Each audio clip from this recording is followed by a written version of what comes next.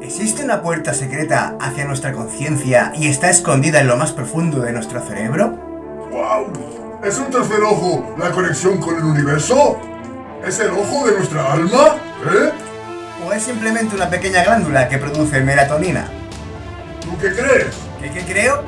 ¿Seres vivos? Hoy desvelamos la verdad detrás del mito y la ciencia de la glándula pineal. Y estoy convencido de que vamos a contar cosas que seguro desconocíais. ¡Segurísimo! Así que... ¡vamos al lío! Bienvenidos a Cuanticaria. Siempre con la compañía del Dr. Gravidón. Un mundo lleno de ciencia divertida. Le doy.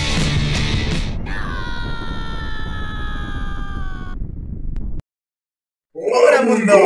Espero que se encuentren bien. Él es Roper. Y eres el Dr. Gravidón, pero vosotros sois nuestro gran atractor.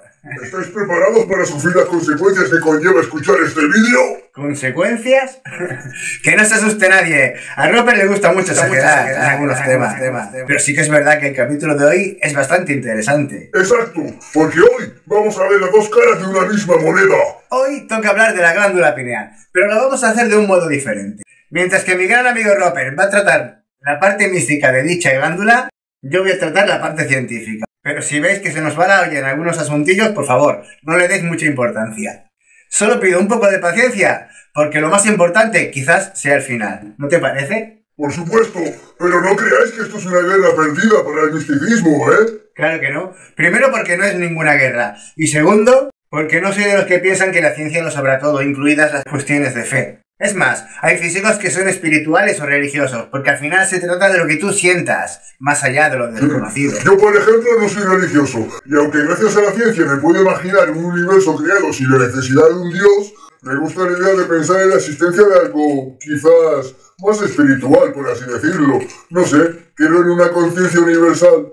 Es una idea preciosa, es algo que me atrae. Siempre se ha buscado el verdadero secreto de la glándula pineal. Esta es una glándula del tamaño de un garbanzo con forma de piña que se encuentra en el encéfalo y está relacionada con el tema de los sueños y de la espiritualidad. De hecho, hay personas que están convencidas de que es un portal de la conciencia a otra realidad. Y yo tengo mucho que explicar al respecto. Bueno, pero vayamos por orden, ¿no? Veréis, hace tiempo vi una charla del señor Sergio Felipe de Olivera, doctor neurocientista, psiquiatra, maestro en ciencias, médico forense. Bueno, la cuestión es que al escuchar aquella charla comprendí su punto de vista y resultó de lo más interesante. Y bueno, creo que empezó la charla diciendo algo así como... Como que empezó a estudiar dicha glándula porque él estaba seguro de que conseguiría aprender algo de ella. ¿Sí? Eso. Venga, ayúdame. El tema le empezó a llamar la atención cuando supo que hace unos 400 años René Descartes mencionó que era el punto donde el alma se pega al cuerpo.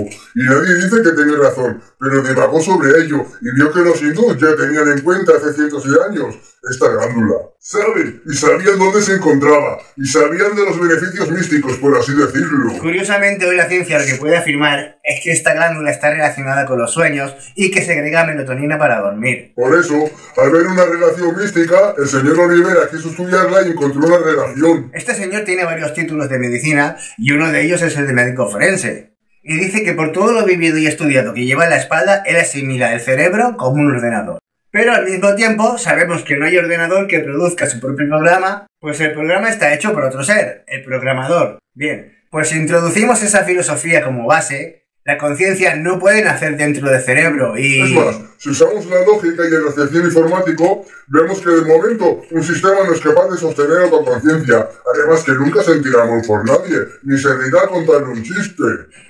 A menos que esté programado para ello, ¿no? Y haga risas falsas, o como nunca mejor dicho, lágrimas de cocodrilo. Muchos podrán decirme que la conciencia es solo un fenómeno que emerge por la interacción de las neuronas. Que por cierto, qué fenómeno más complejo, ¿no? Y si os digo que la conciencia surge porque ahí se dan las condiciones necesarias para que el tejido del universo pueda observarse, sentirse y mantener la información el tiempo necesario para conseguir el libre albedrío de un sistema biológico. Bueno, esto es parecido a lo que dice Stuart Hameroff y Roger Penrose, ¿no? Solo que tú dices que podría ser ahí la conciencia, residir ahí, y no en el líquido interior que tienen los microtúbulos. Yeah. Pero yo es que ya sé, que solo sé, que no sé nada. A ver, solo son imaginaciones mías, ¿eh? Ya. Solo sé que estás especulando, tranquilo. Al igual que también sé que en un futuro se conseguirán milagros con las inteligencias artificiales, con algoritmos que aprendan muy rápido, con ordenadores cuánticos. Todo eso para crear algo que funcione igual que el cerebro y contenga conciencia propia. Aunque eso no se puede ni asegurar. Pero si se consigue, quizás sea porque esa inteligencia ha conseguido la conciencia gracias a almacenamientos de estados cuánticos, que le otorga el libre albedrío como todos nosotros. Vemos que al final el universo podría ser consciente y donde puede se manifiesta y se observa a sí mismo, ya sea un ser biológico, de metal o de goma espuma. Supongo que especulas con una conciencia que no tenga nada que ver con el bien y el mal y castigos eternos, ¿verdad? Por supuesto. Me imagino algo consciente simplemente como algo que sabe que está y que puede observar o prestar atención, como si fuera un campo cuántico que impregna todo y allá donde puede se manifiesta observando todo lo que le rodea. Perdonadme, mundo, pero quiero recordaros que todo este misticismo no es más que mera especulación, ¿vale? Así que sigan imaginando, pero sin confirmar nada, por favor. Sí, pero yo quiero decir una cosa. Por ejemplo, el señor Penrose, basándose en los teoremas de Gödel, dice que hay una imposibilidad matemática de que la persona sea su propio cuerpo. ¡Qué locura, ¿verdad? Esto no es lo que hemos asimilado ni nos han adoctrinado todos estos años. Seguro que muchos habrán dicho, ¡anda ya! ¡Esto es imposible! Bueno, quizás es porque la explicación está fuera de tu realidad. Y yo no voy a poner la mano en el fuego, pero hay que darle la oportunidad de la posibilidad. Y desgraciadamente, también hay que darles tiempo a las cosas. Y si no, que se lo diga a Einstein, que nadie aceptó su relatividad hasta muchas décadas después. Por eso, quiero aclarar algo a todos aquellos que defienden el materialismo como algo tangible. Y es que yo no lo tengo nada tan claro. Pues mira, hablando de materia, antes de seguir con el señor Felipe de Olivera, quiero comentar una noticia que me impactó bastante cuando salió a la luz. Hace tiempo ya de esto, decía el CERN, Organización Europea para la Investigación Nuclear. Decía que según los últimos estudios el universo no debería existir, ya que la materia es idéntica a la antimateria. Y en la creación nació cada partícula con su antipartícula, por lo que todo se desintegra y nada debería existir. ¿Cómo es eso? Pues resumiendo, decían haber logrado encontrar una pequeñísima diferencia en la desintegración de los neutrinos con los antineutrinos. Una pequeñísima diferencia que fue la que le dio la victoria a la materia y esta que queda fue la única que sobrevivió. Si comparamos la materia con antimateria, vemos que son iguales. Lo único que tienen las propiedades invertidas, pero son iguales. Por ejemplo, si un protón es positivo, pues el antiprotón es negativo. No es que giren en el sentido contrario los unos de los otros, es que tienen las propiedades opuestas. Por eso que al chocar se desintegran, pero de ahí sale la gran pregunta. ¿Por qué el universo no se destruyó en su nacimiento si el Big Bang fue completamente simétrico? De cada partícula de antimateria había otra de materia. ¿Por qué ganó la materia? Pero como dije, parece que han conseguido encontrar una mínima diferencia entre ellos en los últimos años. Pero todavía está en duda y no voy a darle mucha importancia a la noticia.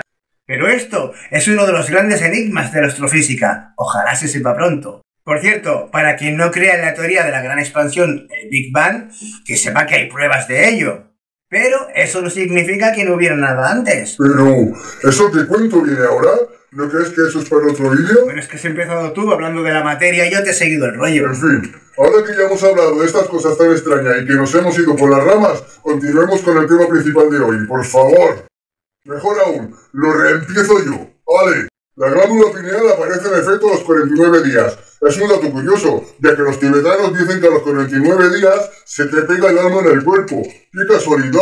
Esta glándula también es llamada como el tercer ojo. Por eso las mujeres hindúes se dibujan ese punto entre las cejas, e incluso en Sumeria ya conocían dicha glándula, dejando constancia en sus famosas tablillas de arcilla hace ya miles de años. Por cierto, Sumeria teóricamente fue una de las primeras civilizaciones de la historia, y así lo corrobora la ciencia oficial. Claro que últimamente se está poniendo en duda, porque por ejemplo, parece que Göbekli Tepe tiene mucho más tiempo, pero no es necesario hablar de eso. Continuamos con el tema, ¿no? De esto último que ha dicho Rapper, sí que os puedo asegurar que realmente es un tercer ojo, pero literal. Y ya lo teníamos millones de años antes de que aparecieran los dinosaurios. ¡Qué leches! De hecho, ya empecemos a perderlo como función de ojo antes de que llegaran los dinosaurios. Y fue cuando éramos una especie más parecida a reptil que mamíferos. De hecho, hay varias especies de lagartos que tienen en su cabeza vestigios de ese tercer ojo. ¡Ojo!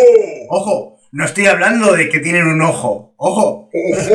Tienen la marca de lo que fue ese ojo para sus especies antepasadas. Pero ya sabréis que a la naturaleza le gusta reciclar en la evolución. Y a día de hoy, en nuestro caso, tiene unas funciones importantísimas para que sigamos con vida. Vale, pongamos que me lo trago. ¿Pero por qué nuestra especie antepasada perdió ese ojo? Primero fuimos peces, luego anfibios, luego reptiles y ahora y de momento somos mamíferos. Y si alguna especie antepasada nuestra se hubiese extinguido, ningún primate existiría. Y parece que hay una relación sospechosa que afirma que ese ojo lo utilizábamos cuando éramos de sangre fría.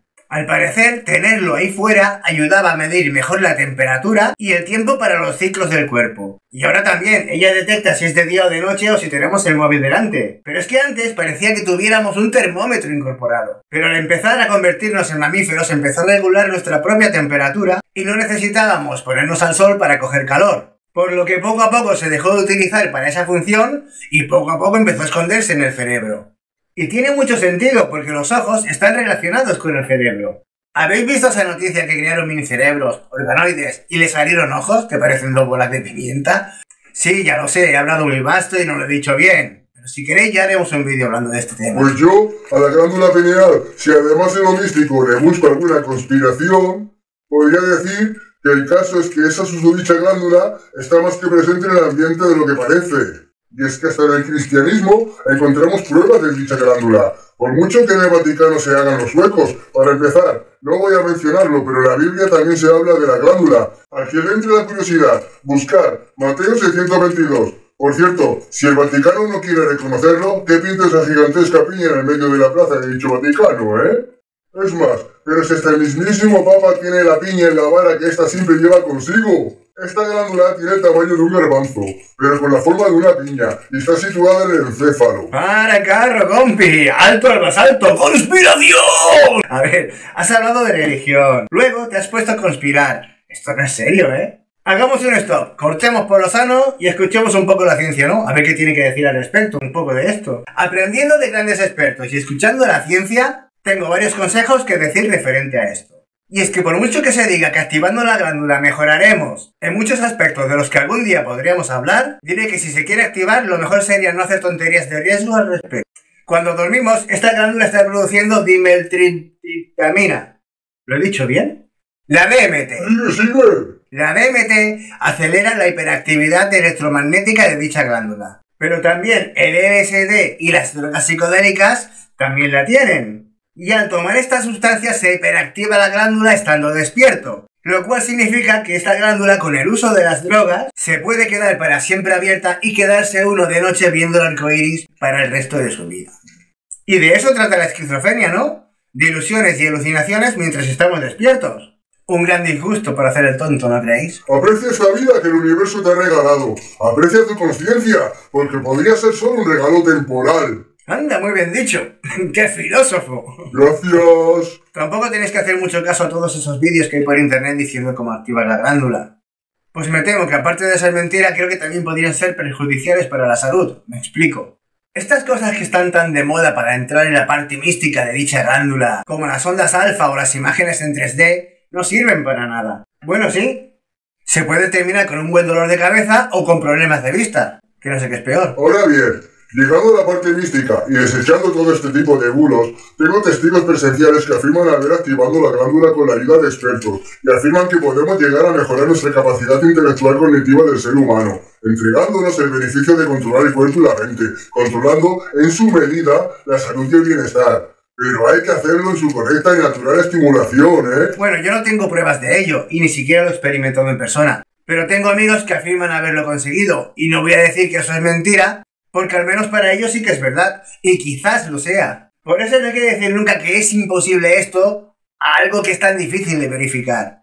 Ante todo el beneficio de la duda, y hay que investigar mucho para llegar al punto de concluir con algo como imposible, os lo aseguro. Exacto. Es más, tengo que reconocer que he conocido a científicos escépticos que afirman que desde que probaron de activar su glándula pineal y lo consiguieron, abrieron una puerta a la espiritualidad, por así decirlo.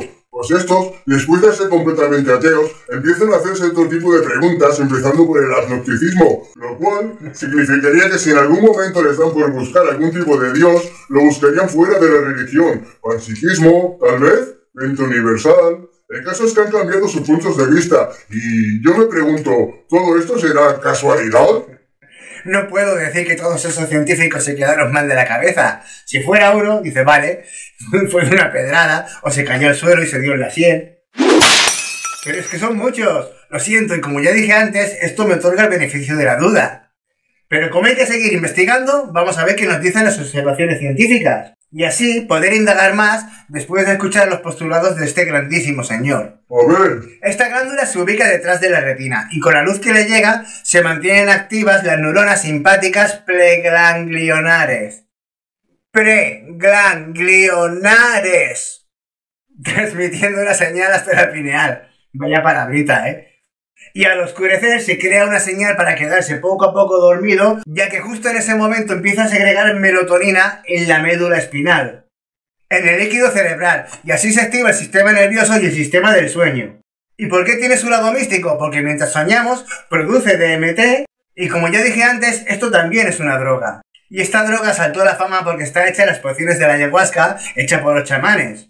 Y esto es lo que provoca para algunos alucinaciones, para otros realidades astrales y para otros un poco de ambas. El señor Sergio Felipe de Olivera en una de sus conferencias dijo lo siguiente: he visto que no hay ninguna pineal igual que la otra. Parecidas sí, iguales no.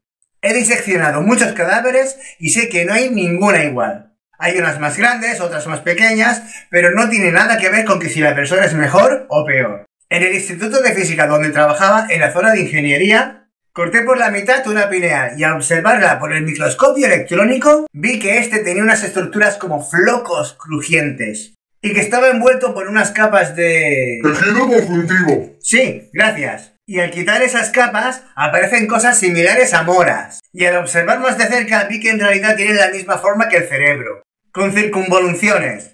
Claro, normal, a ver que está sumergida dentro del líquido cefalorraquídeo y por la presión de los vasos comunicantes, estas estructuras padecen la misma presión que el cerebro. Me llamó mucho la atención que estas estructuras estén dentro de unos capullos y que estos capullos son cristales de apatita. ¡Qué curioso! Tenemos en medio de la cabeza cristales de apatita. Entonces me puse a cuestionarlo y empecé a pensar de que debían de tener alguna función. Bien, pues resulta que esta glándula se calcifica cuando llega a la pubertad. Y antiguamente se creía que al calcificarse dejaba de tener función. Pero lo que vemos en este trabajo es que al calcificarse es lo que otorga la función. Y este es mi pensamiento después de lo estudiado. Me explico. La pineal se calcifica, pero en realidad forma una estructura organizada. Me explico. Cuando nacen tus dientes, no dices que tu boca calcificó y formó dientes. Más bien formó estructuras funcionales aunque no tengan función dentro del organismo. Por cierto, el esmalte dental es de apatita también. Pero entonces,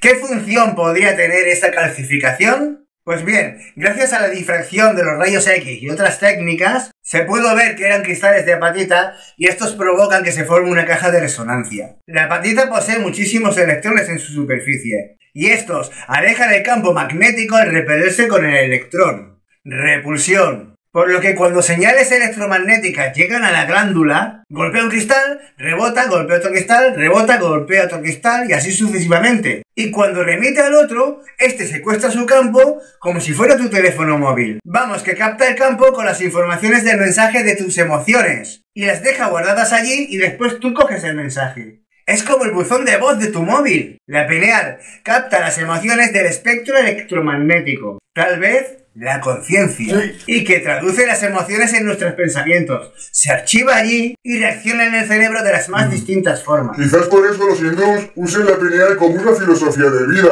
También se dice que es la glándula de la mediumnidad, porque capta el encargo. Digamos que es la antena de la conexión. Los peces también tienen pineal, y cuando un animal tiene la cabeza translúcida, la glándula tiene células retinianas, ya que la pineal y los ojos tienen el mismo origen. Nosotros no tenemos células retinianas en la glándula pineal, pero porque tenemos la cabeza protegida de la luz. Una parte de luz que captas por los ojos crea la imagen llegando al lóbulo occipital, donde es formada la imagen. Pero otra parte de luz que llega no es para formar la imagen, pues los efectos no visuales de la luz harán regular nuestro organismo. El cuerpo necesita saber a qué hora producirá la hormona del crecimiento, el cortisol, la melatonina, etc. Además es que está fundamentado en la medicina. Incluso existen hormonas que son regidas notoriamente por la luna. Es una medicina alopática. ¡Arú! Por ejemplo, un embarazo es de 9 meses. Es exactamente un año en la luna. ¿Casualidad? ¿O porque la pineal capta las emisiones de la Luna? En 1988, un investigador llamado Borrad con otros colaboradores descubrieron que la pineal es un sensor que convierte la onda electromagnética en estímulos neuroquímicos. Así que aquí tenemos un abanico de encajes con varios factores. Si la pineal coordina el ritmo, ella lidia con el tiempo y es el único órgano del cuerpo que lo hace.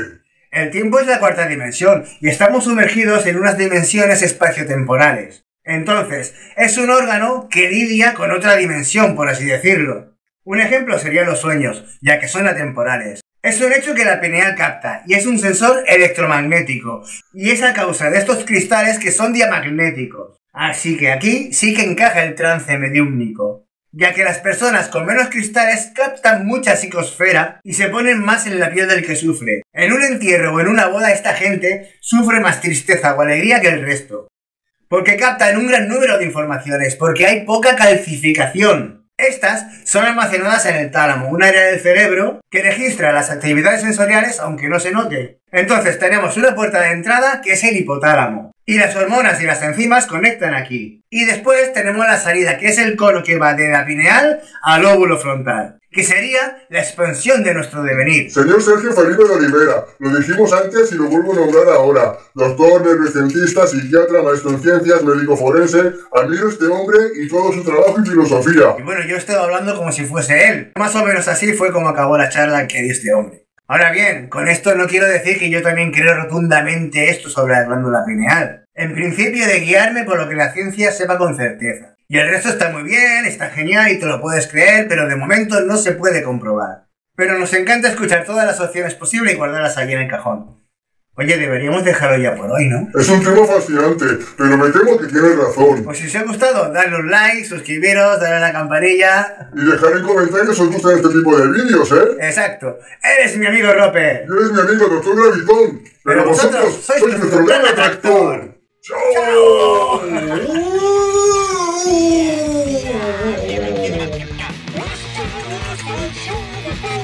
Yo vivo en Montigaria y llevo una sandalia. No tengáis miedo. Pues la curiosidad no mató al gato.